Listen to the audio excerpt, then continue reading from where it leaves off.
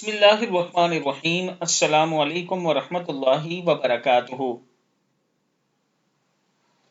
فجر کی نماز کے بعد کی دعا،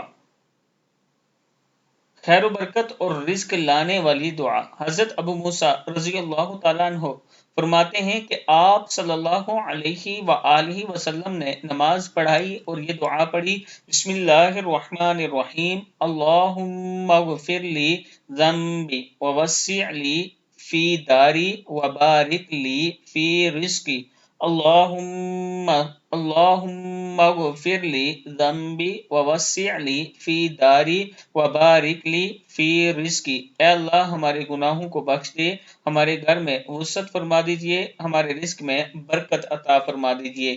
صدق اللہ العظیم۔ ہر روز ہر نماز کے بعد ہی کوشش کریں کہ یہ دعا پڑھ لیں، اللہ تعالیٰ کا خاص کرم ہوگا۔ اللہم اغفر لی ذنبی ووسع لی فی داری وبارک لی فی رزقی۔ صدق اللہ العظیم۔